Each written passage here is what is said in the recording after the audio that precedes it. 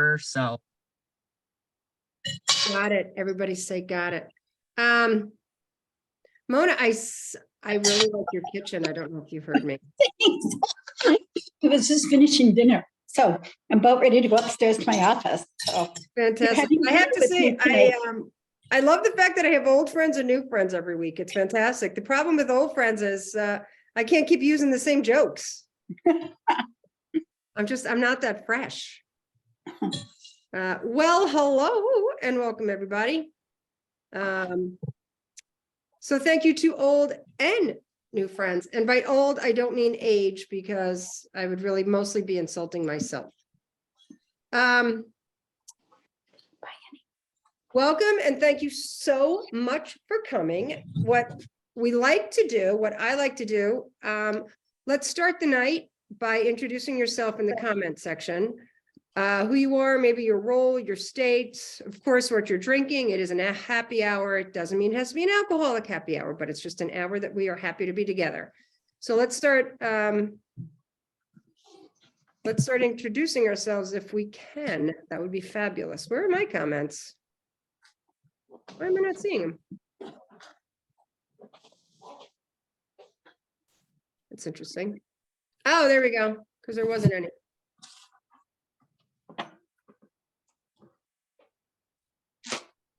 Jacob, shout out to two. Jacob has already gotten 2 shout outs, Donna. Let's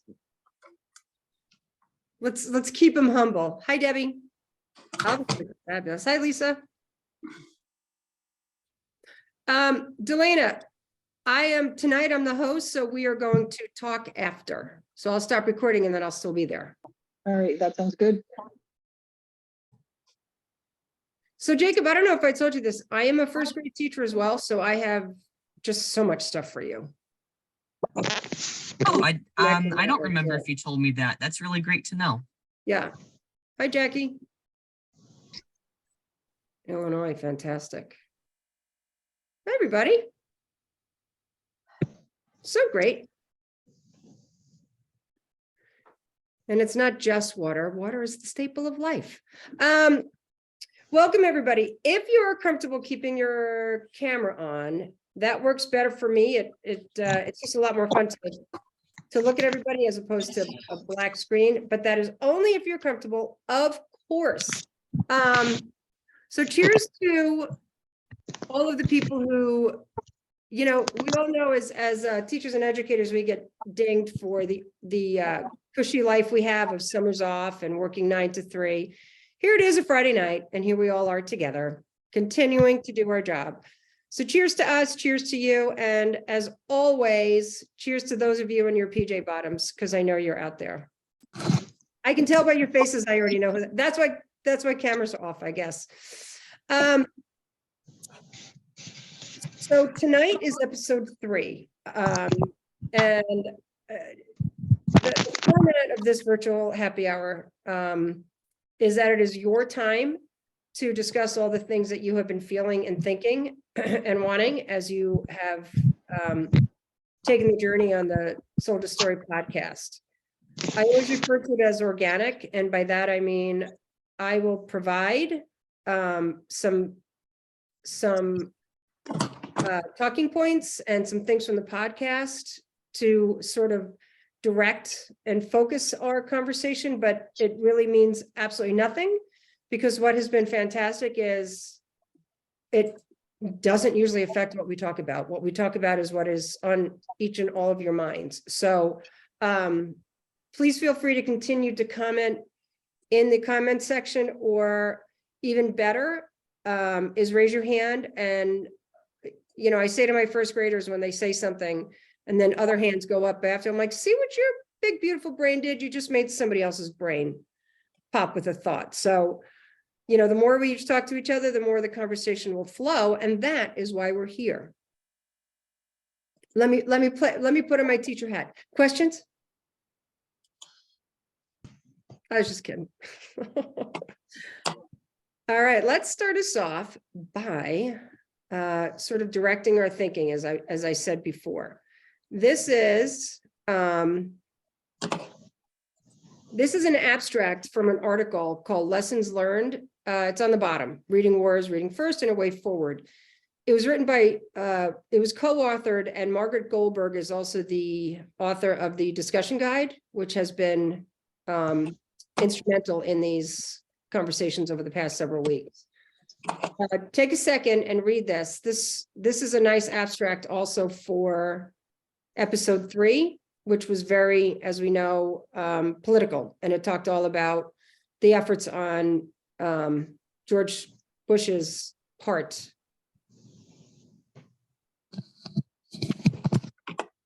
And I'll say this each and every week, I will never read it to you. I am that person in professional development whose gears are grinding when somebody reads a slide to me.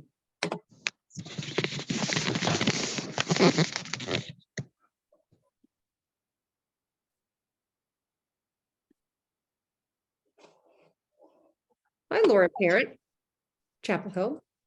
We've met, right, Lauren? What's that? Have we met? You've been on. Yeah, I've been here. Nice to see you. Well, not only have we met, but then we met your little one. Yeah, that's right. Noah, that's my littlest guy. Yeah. He was Fantastic. supposed to pop in. Welcome back. Were you here last week? I was here last week. Yes. Did you speak? Yeah. I did. Yeah. Toward I the didn't end. make the connection between the first week and this one. Anyway, welcome back. Welcome Yeah. back. Welcome back. Several Thank welcome you. backs. I'm going to jump to the next slide, unless if you need another minute, just pop into the chat or turn your mic on and ask me to slow it down and give you a sec. All right. So this quote is directly from the beginning of the discussion guide. And it's sort of what I just talked about. And as we know from the podcast, it was fascinating to me that so much of his incentive for reading first was his brother, which, you know, again, with 20% of the population being dyslexic, it is in every single family, including the president's.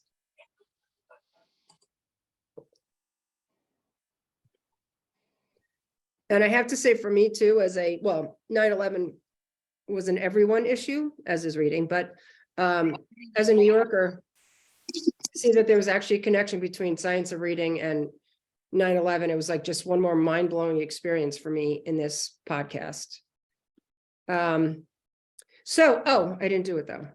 So I'm going to put an article in the chat. And reading the article really, you can do it later, but at the bottom of the article is a state-by-state breakdown of what the different states are doing. So if you don't already know what your state legislatively has done so far to address reading, if you wouldn't mind, take a quick look and look up your own state.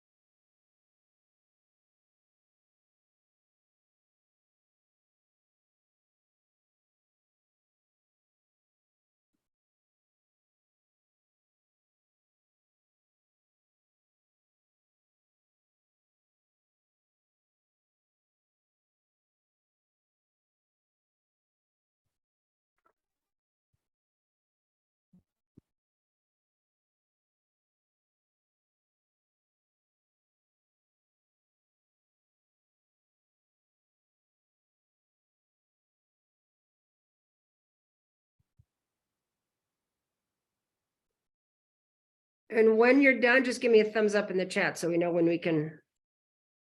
I don't want to stop anybody from reading.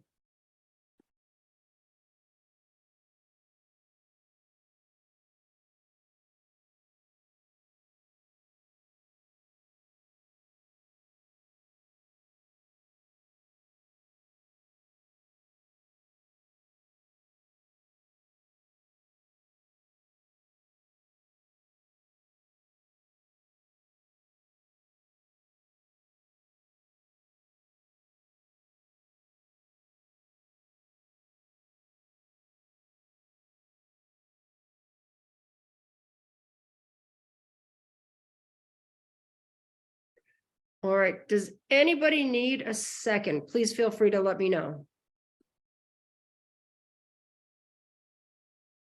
Thank you, Catherine.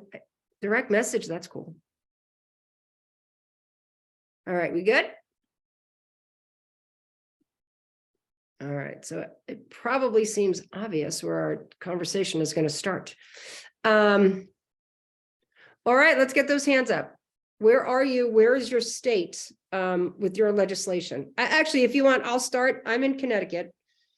And in 2021, there's a right to read legislation, and the State Department had a year to pick 5 curriculums, acceptable curriculums for districts to choose. And by all that's good in this world, balanced literacy was not among the options. And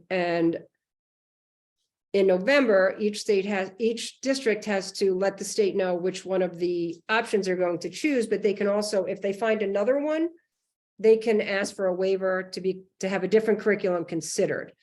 I truly don't believe that even if TC slaps an SOR label on their curriculum, I think I think that the jig is up, and I don't think the state of Connecticut will allow any F&P or TC curriculum. But so that's where we are. Where are you guys at? Raise your hand, let us know.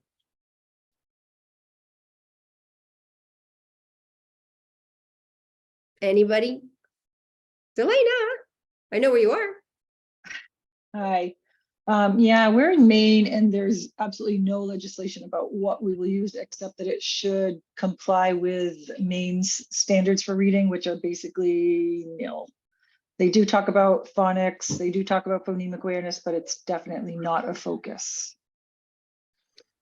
Am I saying your name right? Yes.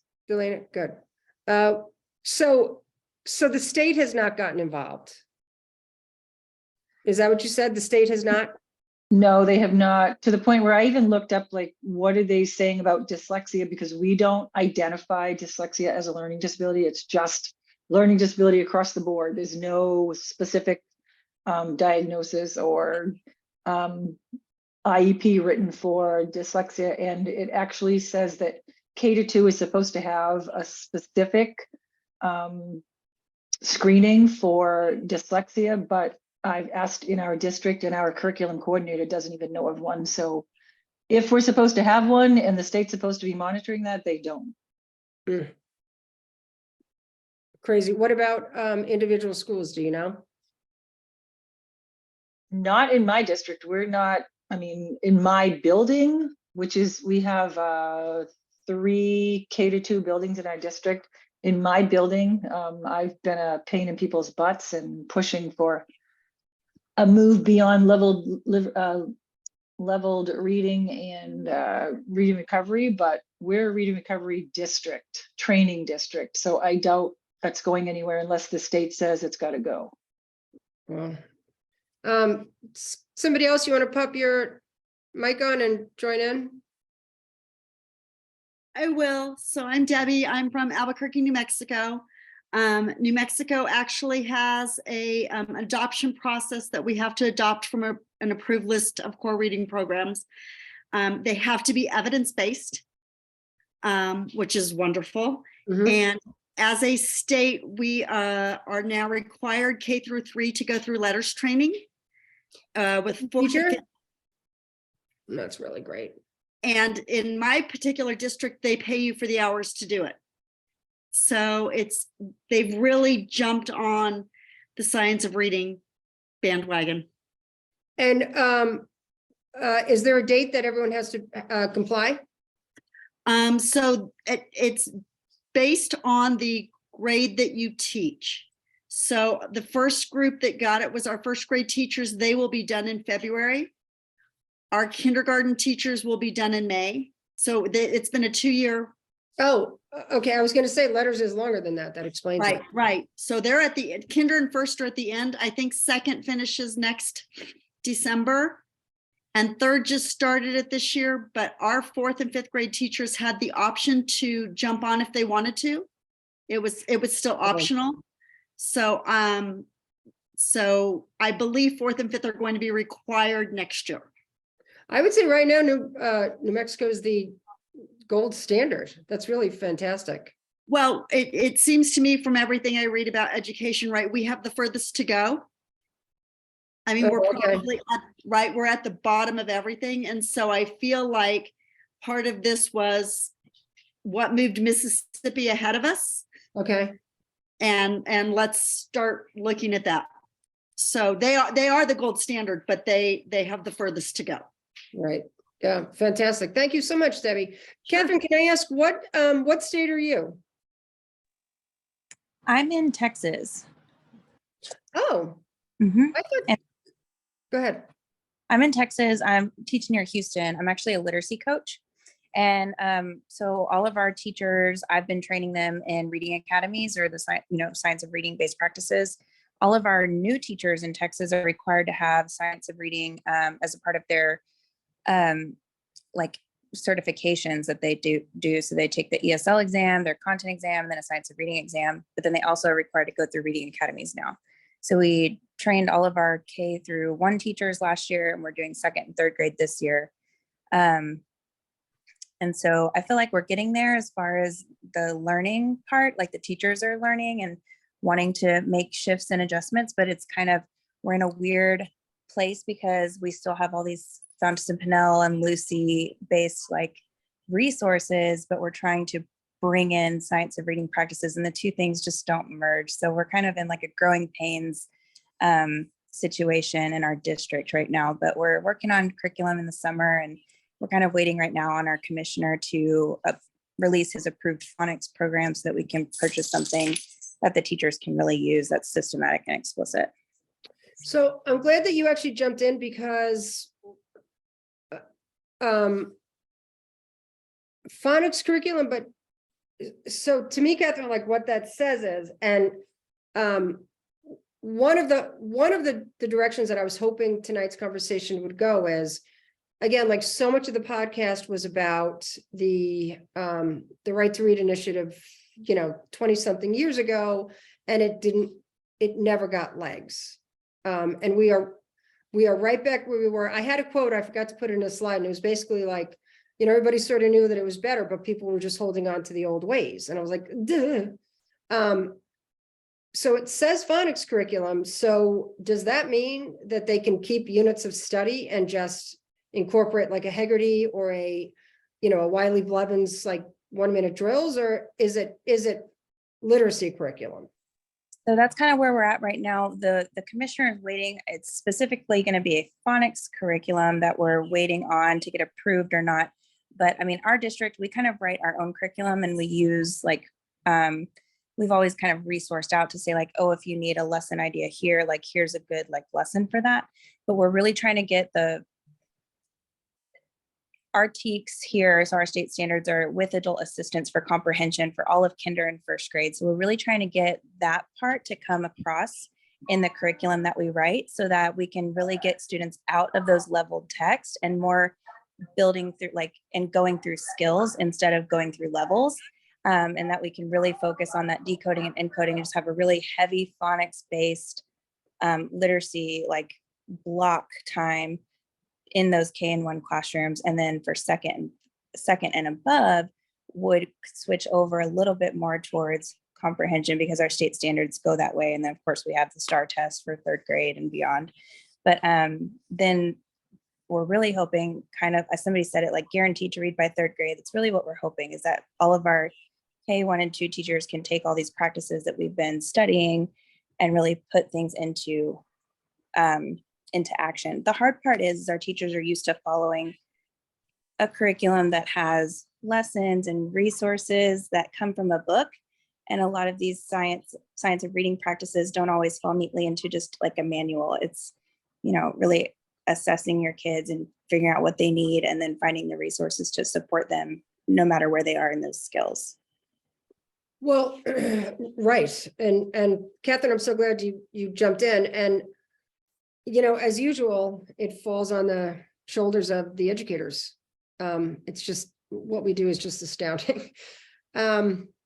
Catherine, thank you so much. And please jump back in anytime. The more voices we hear, the smarter we're all going to be by the end of this.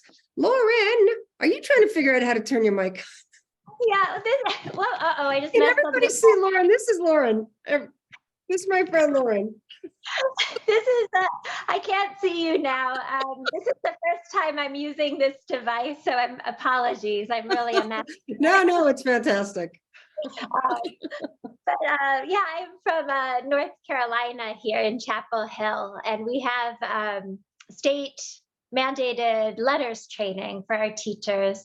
I don't know. I've been meaning to ask if they're compensated for their time or paid for completion. I don't know that. But it's weird because at the same moment they were required to take that training, our district moved away from foundations toward American reading curriculum, which says science of reading on it, and then goes on to teach 3Qing. Right. And fun part is that if you have a kid in MTSS Tier 3, you can find out a year and a half into that they're doing LLI as intervention for that. So it's kind of feels like a mess from where I stand and the what I've learned on the science of reading group and what I've heard in these meetings. But I wonder if because we're in like a real blue bubble in a red state, there's pushback against the state mandates. And so even though the state might be on the right track, the district wants no part of it and has their own beliefs about what they're going to do, and they're going to do it. So are you saying that your district, well, if they're doing LLI for intervention, that is just, sort of no words. Right. So if there, I guess that brings me to the second bullet. Do you think these laws will help improve instruction? And I'm going to answer for you, Lauren. You're saying no if they're still doing LLI. Well, I worry about that. I think because the state is notorious for underfunding education and undermining it. I worry that because it's mandated by the state, if for no other reason, there would be pushback. But I think there also is all the stuff Sold a Story is talking about going on, a marriage to balanced literacy. Another fun part of it is that I couldn't tell you if it claims to be a balanced literacy district or not, the way other districts will say clearly on their website where they stand and what they're doing. Ours does not. So it's very hard to even say, hey, you say you're doing this, but actually you're doing that. It's really hard to maneuver in that way. Yeah, it seems like I don't think it will necessarily help, especially because it's coming from the state. And I think there's just so much bad blood between the district and the state. Also, with the American reading curriculum, I had brought this up in a meeting about my concern about the 3Qing, and one of the teachers said, well, American reading curriculum, is science of reading. And I think she was saying that because it says it's science of reading, and that's just not how it works. I mean, it is how it works. It is how it has worked, but we could all get rich right now if we made a label and sold it to curriculums that said science of reading, because this is what's coming. They're all just going to slap the label on. Yeah. 100%. Yeah. Which again, it's going to be on, we have to get the right people in the right places to vet these programs. Right. And, it should just be all of us, right? I nominate you. You're just the best. Jacob, I see your hand, and Sarah, I'm totally going to put you on the spot and ask if you wouldn't mind turning on your mic after Jacob, just because I can't read and talk at the same time. My brain just doesn't work that way, but it looks like you have such great stuff in there to say, but it's optional. I don't mean to put you on the spot. Jacob, my old friend. Yeah, so if anybody doesn't know, I'm from Michigan, and Michigan has always been kind of a on the fence state. Like even during state elections, national elections, you never know. Like there are some states where they're always going to be red or they're always going to be blue, but Michigan is like always just, you know, teeter-tottering, and it's really no different with the science of reading. And so somebody brought up in the first happy hour that there's a law that's hopefully going to be passed that will require some SOAR related things, but right now, from what I saw on the website you gave us, Michigan is allowed to just each district is allowed to pick whatever curriculum they want. And what I saw is that, there's a read by third grade law, and there's supposed to be, a literacy coach, Right. model that is supposed to give initial and continuing training on evidence-based practices. But of course, it doesn't define what evidence-based practices are because, well, Lucy Calkins said that her curriculum was evidence-based, right? I mean, everybody says that, so I don't really know what they mean by that. So I don't know, with Michigan's just one of those states where you don't know until you know what way they're gonna go. Well, and thanks, Jacob. And Jacob, before we leave, I want you to let everybody know what Donna Heitmanick did for you. When we can fit that in, but Shannon, by the way, I just rolled my eyes, not at you, but I just saw that 10 hours over 3 years. I'm like, oh God, for all that's good in this world. But It's ridiculous. We were it's so ridiculous. excited that the state was going to do something, and then we get 10 hours over 3 years. Same amount, whether you teach kindergarten or middle school math. Just absolutely ridiculous. Yep. But Jacob, you had said something about, you can say whatever you want, that it's, SOR related or not. And I listened to episode 3 again today, just to keep myself current for this. And there was a moment in the podcast where Marie Claire was essentially like, well, yeah, I mean, I'm not going to change anything. I will change the label. I mean, she just called it out. She just put it out there.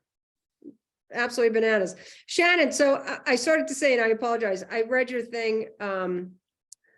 Tell us more about the ESSER funds. Where is that going to go? Do you know? So we had decided about the time of COVID, because I went into the rabbit hole of science of reading and Oh my God, I say that But- all the time. spent, Paul, I say that all the time, honey. and spent quarantine with webinars and books and bonding with Donna and on the Facebook pages and all those things, and realized the error of my ways as curriculum director, and we switched gears when we got back. Mm. So with the ESSER funds, we really wanted to invest in getting our teachers prepared for science of reading, so they weren't just randomly shopping or going to Teachers Pay Teachers. Yeah. So we decided to do letters, and we did a combo. We have trainers from our intermediate unit who are letter certified, working with our teachers 4 times a year for each unit, which has not been the easiest. We're a smaller district, but we have our whole first grade among 3 elementary schools out on the same day, and our principals cover the classes. Wow.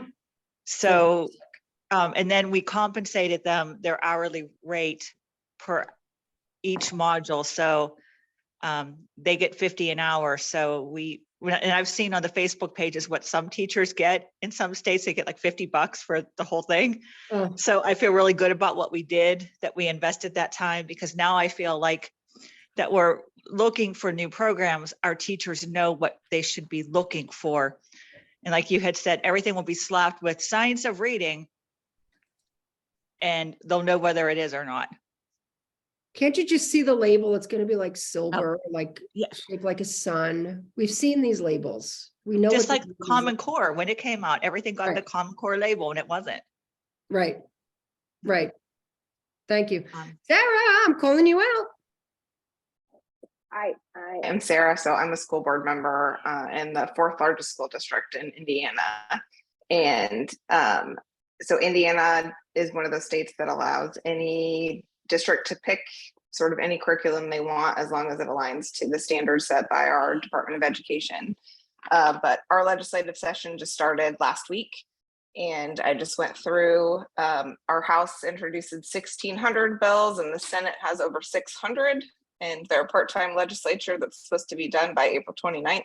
Somehow they're going to address all those, but in both chambers, there are multiple bills discussing literacy and the science of reading.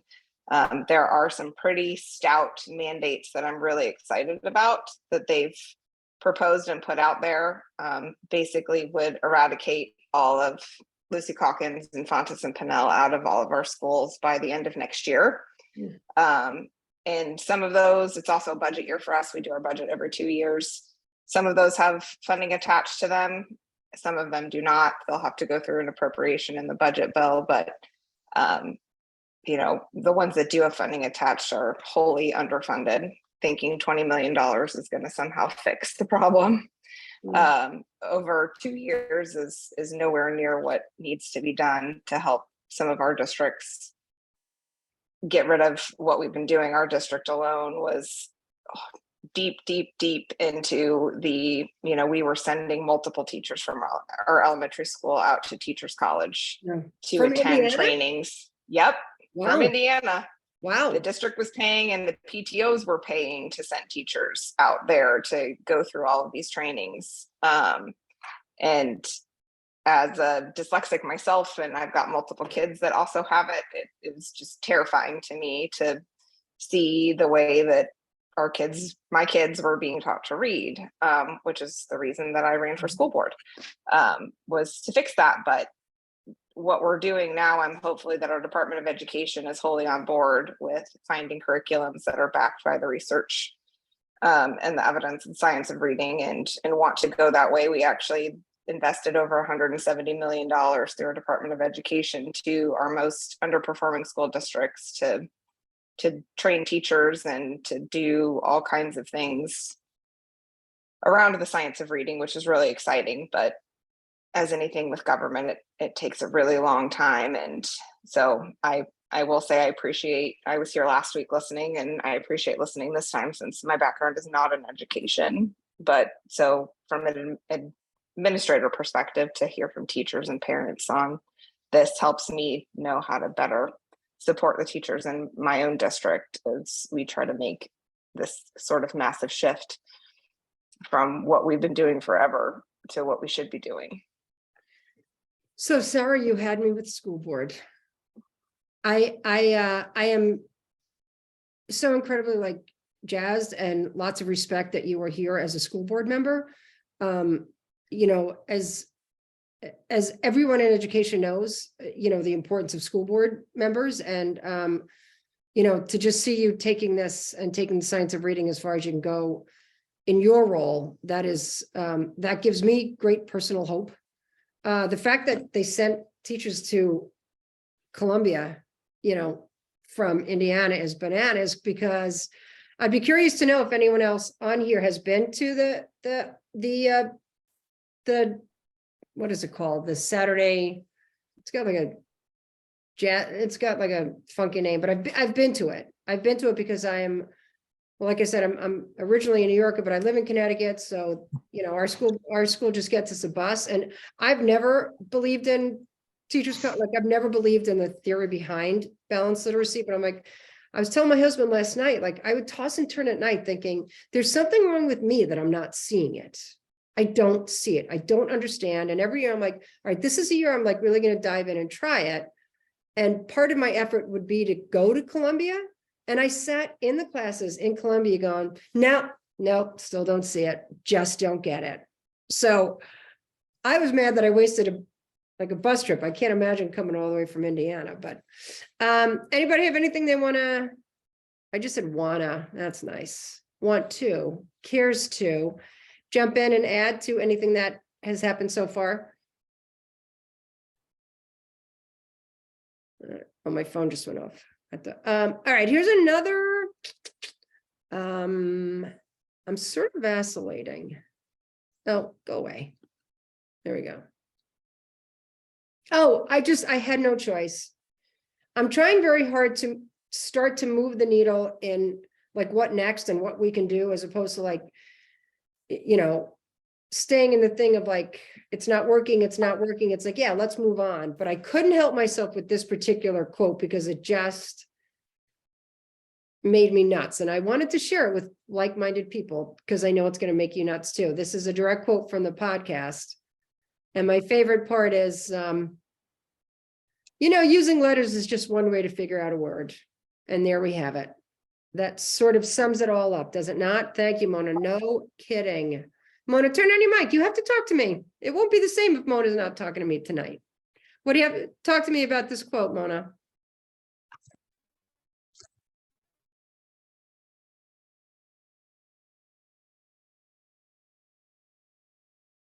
Unless you don't want to. Oh, we can't hear you, kiddo.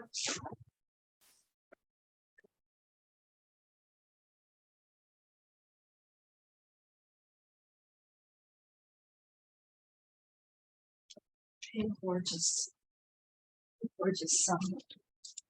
Lovely son. Do you hear me now? Yes, ma'am. You hear me now? For Mhm. some reason it changes microphones. I only have one, but it gives me a choice of 5. So I just want you to know, I do 30 districts across this country. I am in a minimum of 10 states for the last 10 years. You guys, there is a huge change out there. You are seeing teachers and parents, and it really is because of Sold a Story. You know, George Bush started the National Reading Panel, and there was great movement with all of that, with Read Lions, but it never could get off the ground. And then the Florida Center for Research got involved because everybody said the National Reading Panel said we needed phonics. So everybody went and got hooked on phonics, thinking that it was just an ACES app that would fix all of our problems. And of course, that did not either.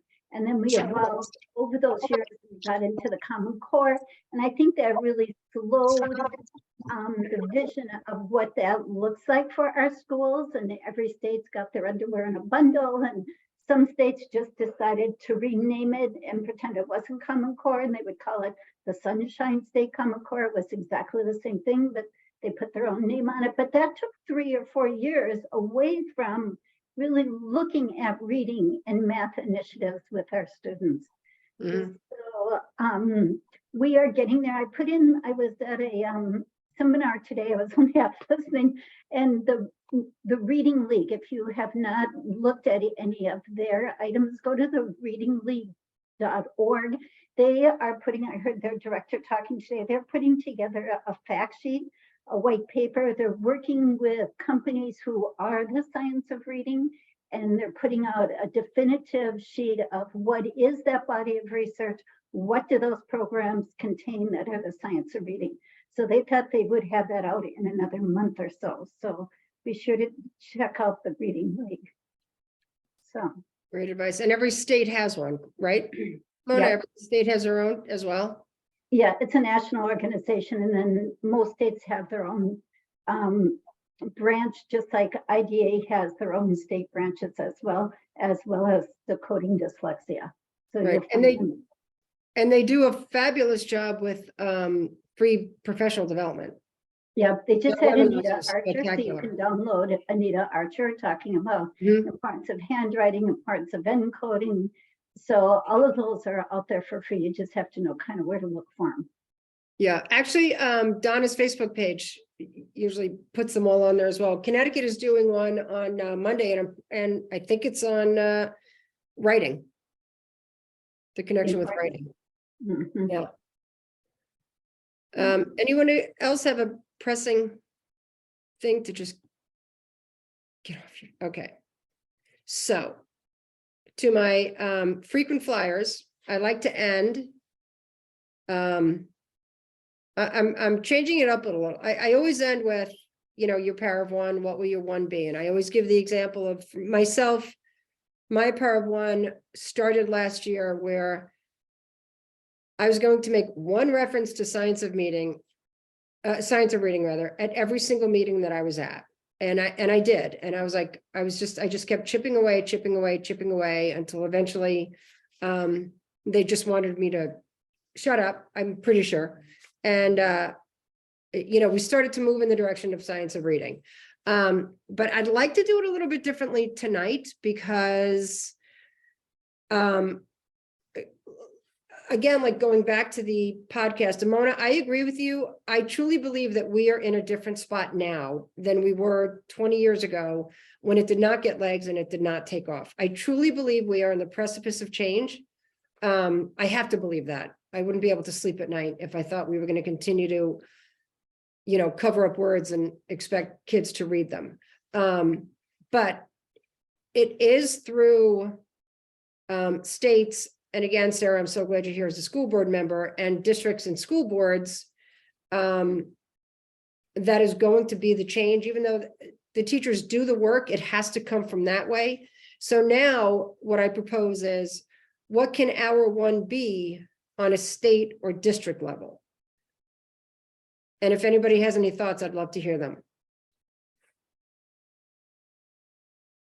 It can be anybody at all.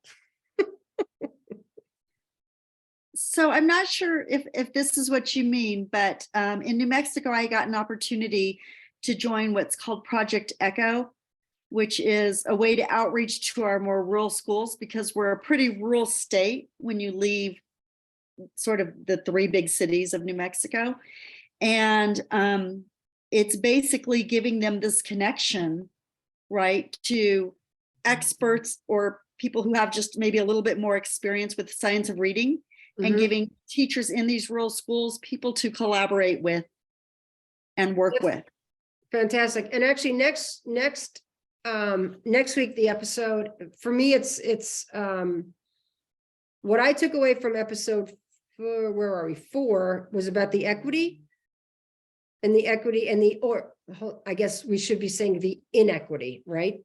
There's not equity. So definitely come back for that, Debbie. I would love your insight next week as well. I have 2 hands. That's a record for tonight. Lauren, take it away, my friend. Yeah, I have a couple. My first one is I started being a little obnoxious in local parent groups just to try to get conversations going. It's prickly because we're in Chapel Hill, which has the second largest achievement gap. And there's a real sensitivity about it. And it can be a tough place to have a conversation, the internet, but I've been trying to get a little uncomfortable doing that anyway. And then the other thing I did was I joined I've been looking for other organizations apart from the district that might work with me to make a big fuss. And I joined the NAACP to see if there was any interest there. And I've been talking to librarians to see if they want to do anything about this. So those were my ideas. And I would love to know if people have had other ideas about organizations or have had success at kind of coming at this from a different angle, especially if there is this political weirdness and a commitment to the balanced literacy, and it's hard to make a move one way or the other. I think a lot of the parents who are really invested in this are middle and upper class white women, and don't feel comfortable making a lot of noise with the school. And I don't either, but here I am. Trying to do so. So I was wondering if there just might be kind of a different angle to approach it from. And so I would love to hear if people have had success doing that. I don't know, in other districts. So I have to say, Lauren, you had the word of the night, then the word is uncomfortable. And we have to be uncomfortable for change. Yeah. I'm putting that in a slide somehow. That's coming up.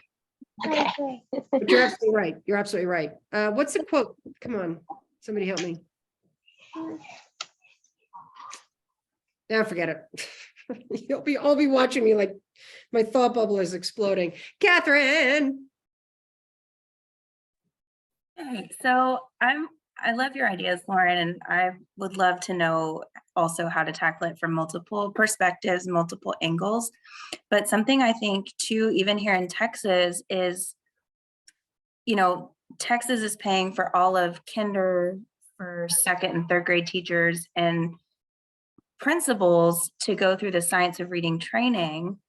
And they're, you know, all of our new teachers that are coming out of college are getting this as well.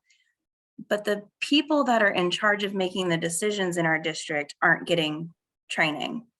And so, you know, our voices are loud, but it's hard for those district leaders to let go of things that they know and love and that their kids learned how to read through. Right. And they think it's okay. And, you know, my district is pretty well to do. I mean, we're Houston, but south of Houston, a pretty big district there. And for the most part, we have kids that it's worked okay for. I had the privilege of teaching first grade and then looping up to second grade with some kids, staying in second grade for a year. And then I moved up to fourth grade and got a lot of those same kids again. And I just thought, what happened? You guys were reading fine.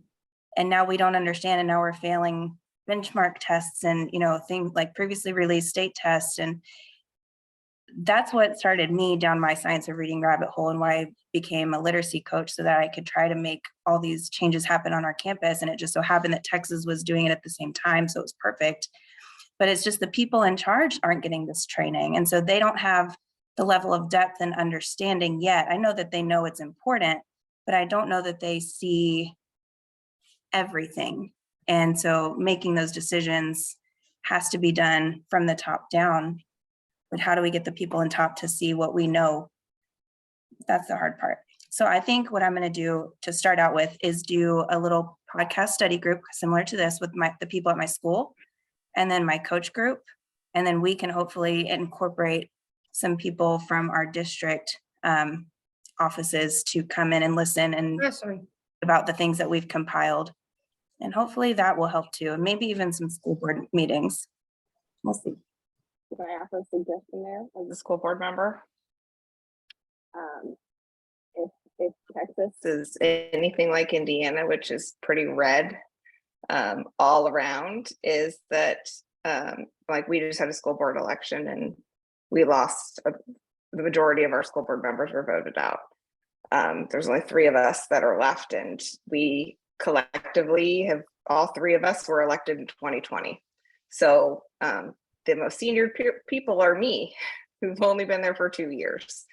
But if I know anything about school board members in specifically red states, they like to micromanage and they like to have control.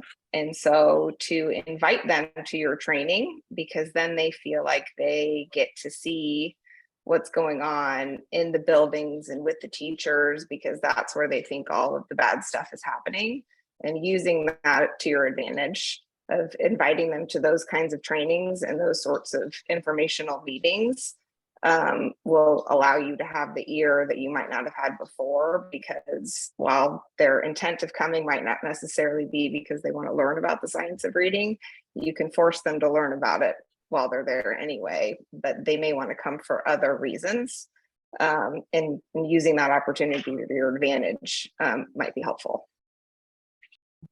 That's a great idea. Thank you. Delana, what are you thinking? I've had a board member coming in my room since early last spring, coming in once a week. And I started picking her brain about the number of special services referrals in our district, because it's insane at second grade, third and fourth grade. And I approached the whole reading recovery piece and how I felt something wasn't working for a long time. And after, as like with lots of people during COVID, I started searching, what can I do besides try to connect with kids all day? And I spent a lot of time looking at SOR webinars and whatever else I could dig into. And I told her what I've finally come to the conclusion that it's been reading recovery, the program, because I kept saying, is our teachers inflating their scores to look good? Because by the time they come to me after they've had a summer off, they can't read anymore. And now click, click. It's not the teacher, it's the program. So she's been coming into my room, and then she's also on the educational policy committee. And I've been going to some of those meetings because they've been about literacy. She really poked about reading recovery, wanted to know what, and like what happens to kids after they leave your program. I want to see future scores for those students with their reading. And then the next meeting, lo and behold, was to discuss how wonderful Literacy Footprints is, which is a leveled literacy program, same as Fountas and Pinnell and Jan Richardson and all of the others. And I happen to be sitting in as just a person listening because I'm not on the committee. I can't speak when I'm there because it's only for the people who are on the committee to be able to speak. And my name was called out a couple of different times because I am expected to use that program in my classroom. And I eventually, a couple of weeks later, wrote an email that included all of those educational policy members in it, who happen to be board members and a curriculum coordinator, and told them that, yes, my name was called out, but I felt hushed. I couldn't speak. I'd been trying to figure out how to address that, and I wanted to address it and let them know my concerns across the district with reading recovery, literacy footprints. We're memorizing sight word lists, and I want them to know that all of the science points to something else. I shared webinars that I've watched. I shared the Purple Challenge, both episodes, and people are like, wow, I had 2 board members respond. The curriculum coordinator came to me and said, can we meet? Do you have any time for that? And I'm like, when? Today? I'll find somebody to cover my room. But I really think it takes getting the people who can make the change into your room to see what's going on. And the board member of the policy committee, those are the people who can make the change. Right. And like you said, and we know this, you take the pictures away and you take the cognitive load of memorizing the sight words. And now these kids are tier 2, tier 3. And what we're trying to do is we're trying to intervene our way out of a tier 1 problem, but this is a tier 1 problem. And we fix that, we can, change the tier 1, tier 2, tier 3. But we all know this. We know this. All of us here know this. Lauren, I see you. Yeah, I have a question. Since people mentioned the Board of Ed, I've been trying to attend those meetings as well, just to see how it's done and find my courage to make a public comment. What is most compelling from a parent? And Virginia, I think you mentioned like an impassioned public comment can be helpful in these kinds of forums. What, like for people who are sitting on the boards or have been more involved in these forums, what is the most persuasive, I think, is a question I would have coming from a parent. I always have thoughts, but Sarah, do you want to? Tell your story. I mean, those are the things that are most compelling to, I'm one of 7 that's on our board. And I know when we have parents that come in that aren't, I'm sorry, I figured out a way to say this the right way, that aren't, they're not, the teachers aren't the problem. It's the system and the program that's the problem. And the literacy structure of how we have taught kids how to read, that's the issue. And so when you just come in and tell your story about the struggles that you've had with your kids and what has helped them, and how you wish that the constitutionally guaranteed public education that they're supposed to get would actually teach them what they need to be a lifelong learner, and that literacy is the foundation of all learning. If you can't read, you can't learn. And so they have to do that first. And what sort of for us is when we find out how much, when someone comes in and says, this is how much I've had to spend in private tutors, this is how much time I've had to spend with my kids. This is the hours that I've had to spend talking with my kids' teachers, fighting for IEPs or 504s, all of those sorts of things. But just coming from a personal level, those are the things that are most impactful for us to hear, because they're true, and they're not necessarily blaming the teacher, because again, the teacher isn't the problem. And talking about the things that even that you have learned that would help move forward. And even sending emails to your board members the same way, explaining those things, sharing links, sharing a link to the podcast, right? Inviting them all to listen and say, I would love to have a conversation with you about this after the fact. Just to try to open that line of communication. You might not get all of them, but I guarantee you'll probably get one. Yeah. And really, you just need one that's gonna have an interest and that's gonna kind of be like, that's interesting to me. I want to learn more, to kind of get the ball rolling. Okay, that's helpful to know, because I'm trying to, in the same vein as trying to kind of partner with other organizations, trying to step back away from the school itself a little bit. I think a lot of people, the entry point for invested parents are through, the IEP meetings or the eligibility meetings, and they can get tense and very uncomfortable. And, being an angry middle-class white woman is not a good look. And I've seen some footage from these board meetings where parents do offer public comments, and maybe their districts are different, but that would not fly in our district. That would not. If you watched some of the board meetings where I sit on the board in a northern suburb of Indianapolis, it is not pretty. Yeah, there's a way of getting someone's attention and also being diplomatic, but I don't know what it is, but that's good to hear from you, what has been most helpful. Tell your story. Lauren, That's what's most impactful. yeah, and Lauren, for me, like, language is, it's just so very important. And I think if you take out the word angry and put in impassioned, it will reframe how you see yourself. And you have, there's no apologies for you to make. And go ahead and be pissed off. If your child has not, and Sarah, I couldn't agree with you more. It's a slippery slope to,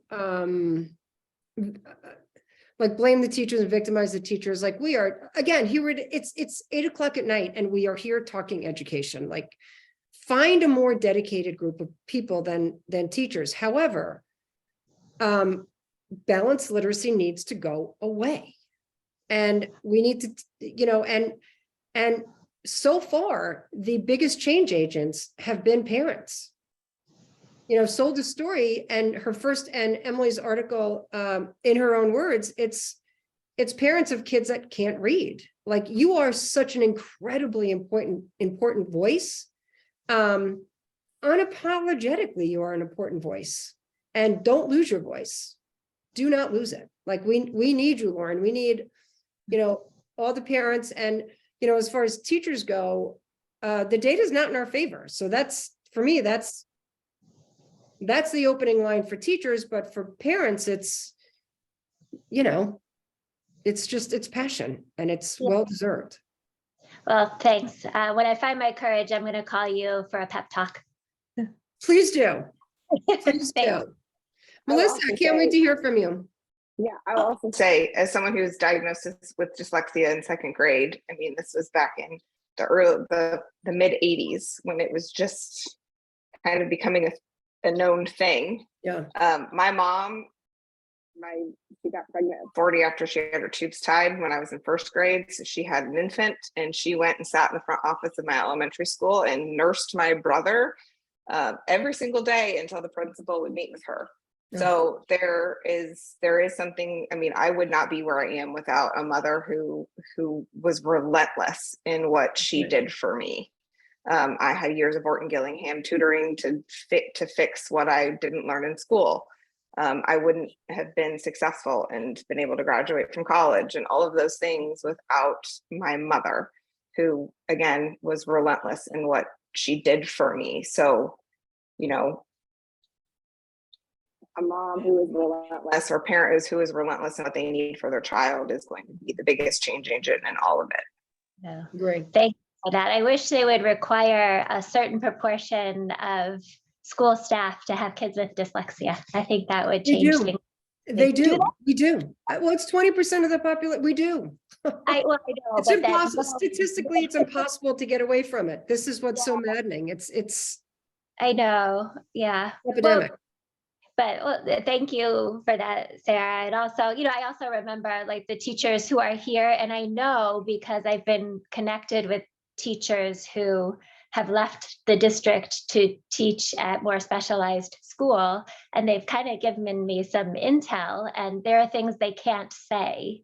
And so I think of them as a parent, and I know there are others there who haven't left or haven't left yet who would like to say the things that I can. So tell Right. myself, And again, psychologists too, they know what's up. in Elise school. Lovejoy, Reading for All. You want to watch her videos. She leaves the transcript of all of her. Jacob, you're the one who found it. Was it Reading for All? Is that her Facebook page? Which The Elise Lovejoy. Somebody put in the comments. I'm pretty sure it's Reading for All, but her name is Elise Lovejoy. Just Okay. Google her name and you'll find her Facebook page. And she speaks every month. And again, you want to talk about passion. She's just spectacular. But she includes the transcripts of every one of her board meeting. She's a mom in California that goes to every board meeting. And she I adore her. She closes the folder. She's like, see you in 6 weeks. And she just keeps coming back. It's just, find her. Reading is a Civil Right. That's the website. Thank you. Melissa, can't wait to hear from you. Well, what I wanted to say, so I'm going to start it out with, today I surplus my Lucy units. I told my media specialist this time that they need to go, with the exception of the trade books, because everybody likes a good book. But I do disagree with you on the balanced literacy quote overall. I think that for some of my students, it was a boon for my high achieving students that caught on to reading, being in a classroom where they were presented with an idea and then they were reading for that idea and they were working, and then the teacher was working with them to address their small misconceptions, was good for them. And our data shows it. The problem is that it wasn't good for all of our kids. And I'm in a high poverty school. But I do believe, and I'll go back to that quote that you had up that made you mad as well. The one about the not everybody needs to have the words, the phonics and, that one, which, yep. So going back to that, what I got out of it is that everyone needs to be taught differently. And that was a step into that. We can't do the same for everyone. So that's my thought on those two things. I do think that I am a huge proponent of the science of reading in my school. And like I said, I got rid of my Lucy units. I stepped into the science of reading before other schools in my district.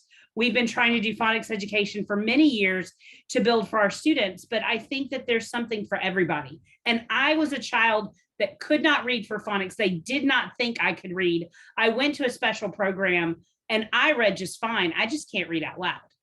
But I don't read like everyone else. I was a child that would have been a good candidate for reading recovery, but all of the rest of my friends were great candidates in phonics and that phonemic awareness piece. So I think there's something for everybody. How would reading recovery have helped you with your oral fluency? So my issue was oral fluency, but so I could read. So I would sit down and read a book. I was the child that you could hand the book to, and I could read the book and tell you everything it was about. I could tell you the story, but if you made me read even today, word for word, I struggle with that. So like when I was a child, my teachers would tell me what I was going to have to read in class when we would do popcorn reading ahead of time, so that I could practice it. Yeah, me too.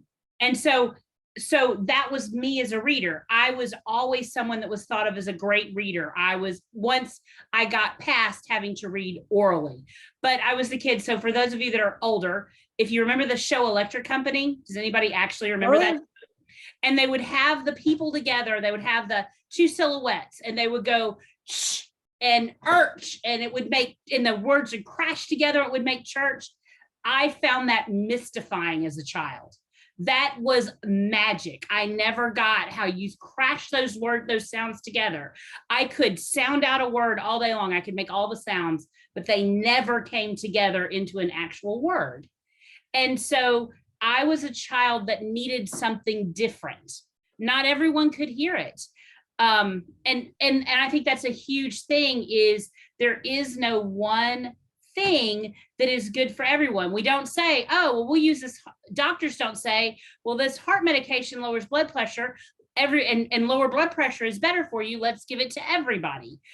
We can't make that decision. We have to look at the different interventions. So I was a kid that had someone, had someone given me the 3 cueing system, I might have been a better reader a little bit faster rather than having to figure it out myself.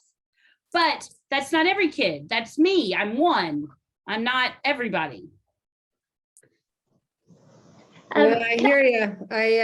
I just, looking at the pictures, you can't get me there. You just can't get me there, that being encouraged to look at a picture instead of looking at the letters would have made you better down the road. I just, yeah. Go ahead, Lauren. Yeah, I've had a question about that because I've heard it said, and I'm especially interested in kind of working my district where all the kids are gifted. Everyone's gifted here. Maybe others are in districts like that. And I'm just I've heard it said that for kids who are really bright, if they were given this like science-based reading instruction rather than the balanced literacy, they might be able to read, twice as much because they'd be reading more fluently and faster. Is there any science base for that, or is that just sort of conjecture? I don't know, because I understand it can look like people do okay despite the instruction. I have one of those, and you see it more in the writing and other areas. There's no question in my mind that he needs something different than what he's being provided. But I wonder. I have not. I don't know if anyone else has. What I will say is, and I've said this before, and I provide professional development for teachers, and oftentimes it can be very uncomfortable because it's teachers that are still thinking that, they're not wrong in their thinking that TC will teach kids to read.